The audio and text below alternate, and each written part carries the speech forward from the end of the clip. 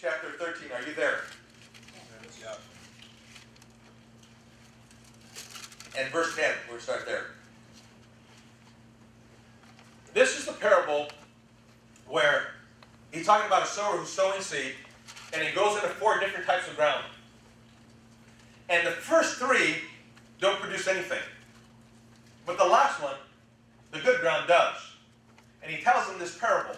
But he doesn't explain it to them quite yet. He's going to do it. We're going to jump into that. But in verse 10, it says, right after he tells them about this, the disciples came and said to him, "Why do you speak to them in parables?" Verse 11. And he answered and he said to them, "Because it has been given to you to know the mysteries of the kingdom of heaven. But to them it has not been given.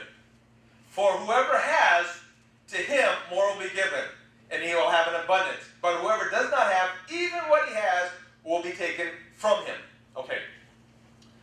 So, there's some good stuff here. And Jesus has covered it with dirt. And says, if you want to find out what's being said here, Come on. you need to dig it up. Because he makes this statement. To him who has, more will be given. But he doesn't tell you what he has.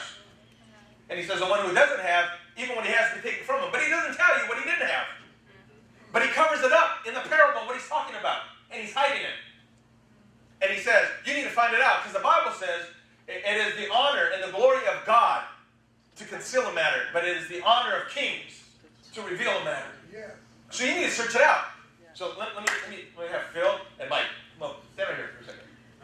So we're gonna take a look at this and find out what's going on here. Just hold this back. This is gonna be something to have. So here's what's happening. Okay? He says, to him who has, more will be given. So he has, so more will be given. He says, to the one who doesn't have, even what he has will be taken from him. Okay? What caused that to happen? What took place? Hold on. But what took place for that to happen? What is it that we need to find out that he was telling us that's a part of the kingdom, that's a key that caused that to happen? He just told them a parable. And the disciples say, why did this happen? Now listen to this. Matthew chapter 13. And we're going to go up to verse 18. You guys stay there, don't move. Here's where he's breaking down the parable and he's explaining it. Watch what he says. Therefore, hear the parable of the sower. When anyone hears the word of the kingdom, when anyone hears the word of the kingdom and does not understand it, then, when does he come? When he hears the word of the kingdom and he doesn't understand it, then the wicked one comes and snatches away that was sown in his heart. So here's what's happening.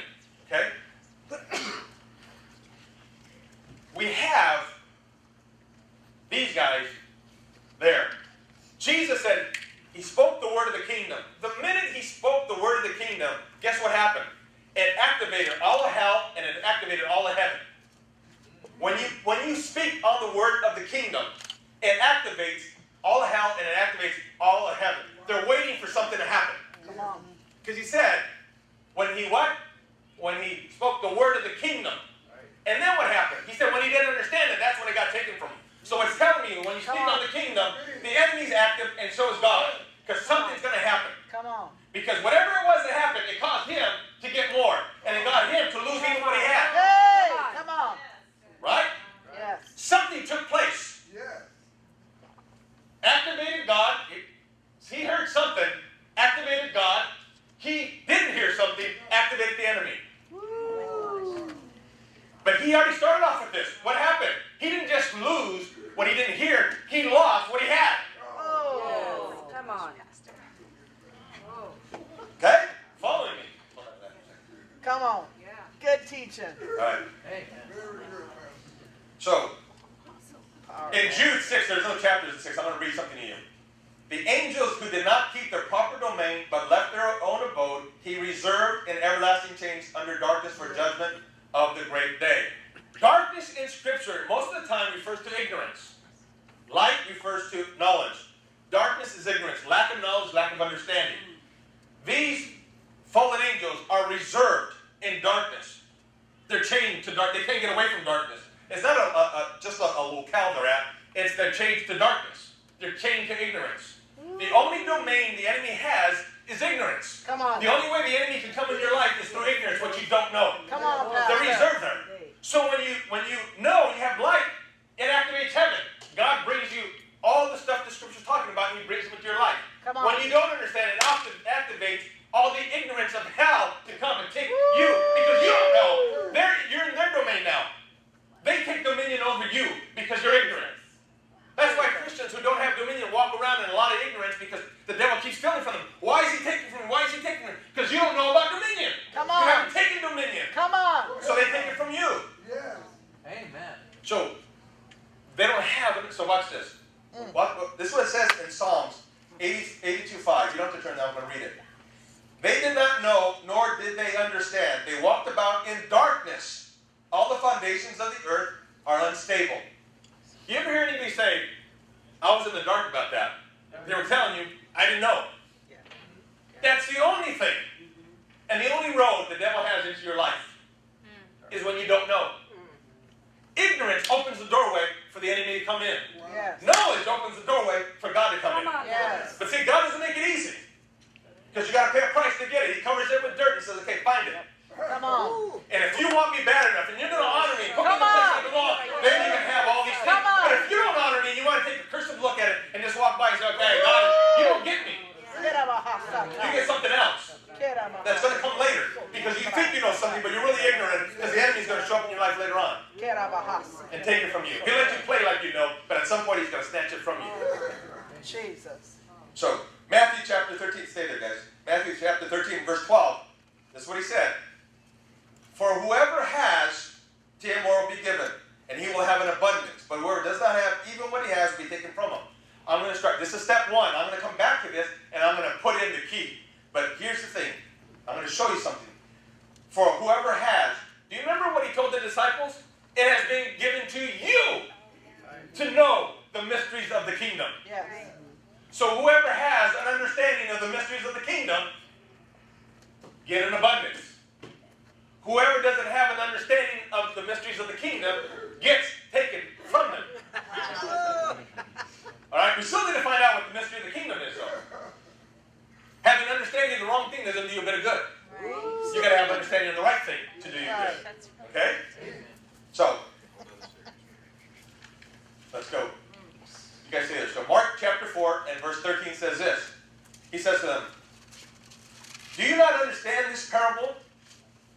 How then will you understand all parables? What he's telling them is this. I got a key. This key is going to unlock all the mysteries of the Bible. This key is going to operate all the promises and make them come into your life like you never had them come before. But you got to have a key. Because if you don't get this key, you won't know about the other parables. They won't do you a bit of good. You got to know this parable. Why do you have to know this parable? Because this parable is about honor. If you don't honor God's word properly, put it in the number one place in your life, nothing's going to work for you. If you don't honor the word, if you don't honor God, if you don't honor your fellow man, the key will not work for you. So he's telling them, I'm going to give you a key that's going to go right in the slot, and you're going to turn it, and you're going to see a lot of things open up to you. But if you don't get this key, you'll never be able to turn it. Because you'll never honor what I've given you. The very first principle of the kingdom is what? Honor. And if you don't get this one right, nothing's going to work for you. Skip this one, and nothing's going to open for you. You can't have dominion without honor. You're honoring God's word because He gave you dominion. Yes. You can't get blessed. Why? Because God put the blessing on you. If you don't honor God, the blessing is not on you. You can't have favor without God. Amen. And you'll never know where you're coming from and where you're going to unless you have faith. If you don't honor God, you can't see how big you are in His eyes. You can't see from heaven's perspective if you don't honor God. And the kingdom will never operate in your life, and you won't have the benefits unless you can turn the key and have one. Wow. Everybody following so far? Amen. Say it. See, if you don't understand this parable, the enemy's activated in your life. And he's just stealing from you constantly, over and over. That's why Christians do this. Because they think they got something, and then ignorance shows up, and then they lose it. They think they have, oh, I got this revelation. And 2 weeks later, something happens to them and I don't have it anymore. What happened? Ignorance. You went in darkness. You didn't honor what you got. It was taken from you. If you don't honor what God gives you, it will be taken from you. Jesus.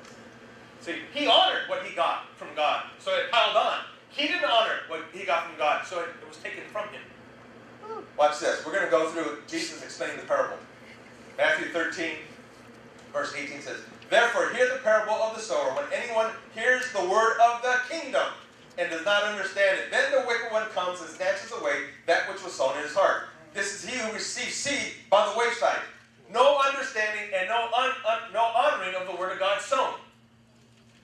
It came, I go, okay, yeah, whatever, and walked out. Didn't get it. The word came, the key came, and it went like that. Because he didn't understand. He didn't understand it. He didn't take, no big deal, one way or the other. Okay, I came, I heard that's what I do, it's my duty, and walked out. Little did he know that he's walking out, he just opened the doorway for the enemy to start stealing from him. And he's going to wonder, why do all these things keep happening to me? Why is this always happening to me? You left the door open, you have no key, you can't close it. Watch this. Verse 20. "But he who received the seed on the stony ground, this is he who hears the word and immediately receives it with joy. Yet he has no root in himself, but endures for a while. But when tribulation and persecution arises for the word, immediately he stumbles." Now watch what happens. He gets the word. He's, woohoo! I got the word. He's excited. Woohoo! I got the word. Right? But now, the enemy sees, oh my gosh, I'm in trouble if he turns that key. So why does he show up? Not because of him, but because of that word. He knows the danger in that word. He has the key. So the enemy comes and will come over to him and bring tribulation and shake him. Try to get things to happen in his life so that he'll go, okay, forget it. I don't want that. He'll drop it because it shook him too hard. So now he doesn't have it. So because he didn't have it, he dropped the key. He got shook because of the word and says, you know what? I can't do this. The enemy comes and takes all he has and says, listen, he wasn't faithful to the word. He honored for a little, he was happy, but when tribulation came, he said, you know what? I don't want to deal with this. Oh. This is too tough for me. I don't want to go through this. Come on. And so he drops it. The enemy goes, God, he didn't know about honor. He didn't have any root in him. That means he didn't have a lifestyle of honor. Come on. He's trying to get honor now, but it's too late. Come He's on. built up a lifestyle of getting honor. Woo. See, you can't build something that you don't have longevity in. That needs to be your foundation. You have to go real deep to build a big building. You can't go short, because if you go short, it's little root. And you get shook up, it's going to fold over. You need to start building right now, honor now. If you don't build honor now, later on when you need God to do something, it's not going to happen because you never had honor in you. You can't get honor today and say, okay, well, I'm honored. God, I want all these promises. No, it's going to be tested. Your honor will be tested. That's why people call me pastor. What do you want me to call you? Pastor, or you want me to call you Ira? And I always tell them the same answer. If you want what comes with the office of pastor, then you call me pastor. If you want just Ira, then call me Ira, because you're going to get what you get. Because you can only get from the resources of Ira all that Ira has. But if you tap into the resource of pastor, then you get all that heaven has, because that's the office I stand in. Come on. So depending on what you want to do, and that's all about honor. How you want to honor. Comes down, how do people honor you? They're going to get from you what they get from you. Come on. If they call you a nasty name, they're going to get nasty things. But if they honor you and put you in a high place, they're going to get high things. Verse 22. Now when he received seed among the thorns is he who hears the word, and the cares of the world and the deceitfulness of riches choke the word, and it becomes unfruitful. Now watch this. So, he hears the word. He's got it. Okay? But there's a problem. He has other things. Okay? He has a house. He has a nice car. He has a great job. So, I need to get the key before he turns it, because he has a key, he's going to turn it. And if he turns that key, everything's going to go right in perspective where he needs to be. So I need to get it from him. Right? So I bring tribulation, I bring stuff to him. What happens? Before I start honoring the word, I had all these things. Things are going to be taken from me. Take the key, because I don't want to deal with this anymore. I'm happy with having my big house and my big car. Because the world, the things, the riches of the world have already choked this word out. The honor is in the house and in the car, in the word and the key he got. That's it. The honor came to keys, to a house, to his job. That was more honorable to him. I'd rather have the things that are temporal than the things that are eternal. Yeah. And so what happened to him? He became unfruitful. And because he lost it, he'll never have the ability to turn that key to get revelation. Now watch this. Luke 8 and verse 15. This is the good ground we're going to talk about.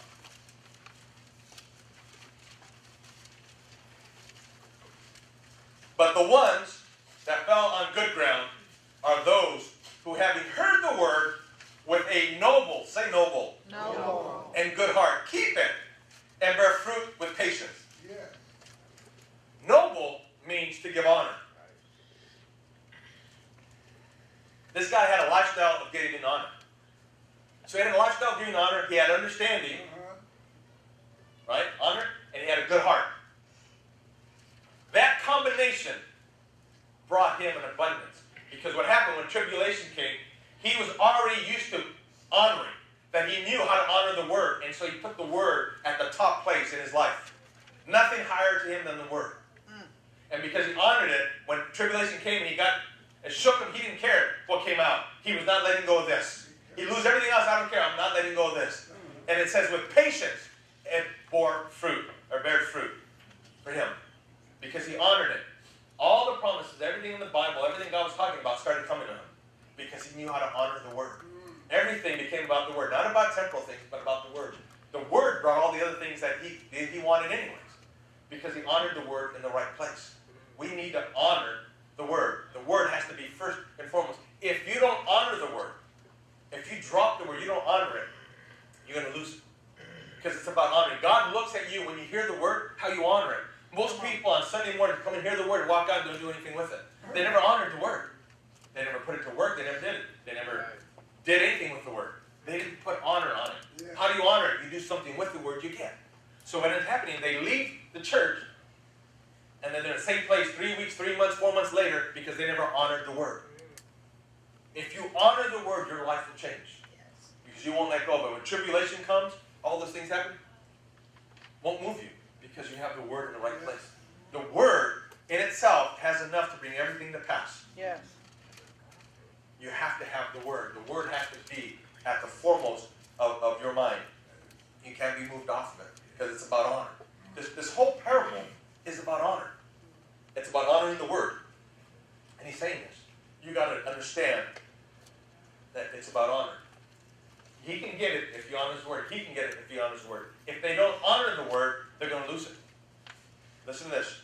I'm going to plug in something else. Matthew 13 and 12. We're going to do it again. It says, for whoever has, or let's plug in what I believe the mystery is. Whoever has an honoring heart, to him more will be given, and he will have an abundance. But whoever does not have a heart that honors, even what he has will be taken from him. God's huge on honor. Yes. We need to honor God's word. We need to be faithful to his word. It will produce fruit. We have to understand it. But you have to understand this thing.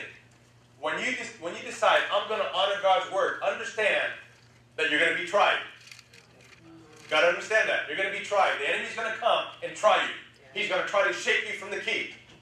You got to understand that. But if you can endure and you can keep that word at the first place, your life will never be the same. It'll turn a click in you, and you'll have all the promises that God said. You won't miss them because you honor the word, and because you're honorable, you'll have what you say. Yes. You'll be able to speak the word. Here, I'm going to end with this. You guys can see it. You can take the Bible from there we are. But here's the thing. Here's the key. This is what I'm going to end with. What you honor, you will keep. Yes. Let me say that again. What you honor, you will keep. Yes. What you don't honor, you will lose. Honor your wife, honor your husband, honor your marriage, you'll keep it. Yep. Dishonor your wife, dishonor your husband, dishonor marriage, you won't keep it. People have trouble with the tithe. The tithe is about honor. It's not about a law. It's not about great. It's about honor. Honor your children, or eventually you'll lose them. The first chance they get, they'll be out of your house, out of your way, get it away from you. Honor is huge. Honor your friendships and you'll keep them. Dishonor your friendships and you'll lose them. Yep. Honor God with your money and you'll keep it. Some of you need to hear that. Yeah. Honor God with your money and you'll keep it. When you obey the voice of God, you're honoring Him. When you obey His word, you're honoring Him. Keep what God's given you by honoring. What you honor, you will keep. What you don't honor, you will lose.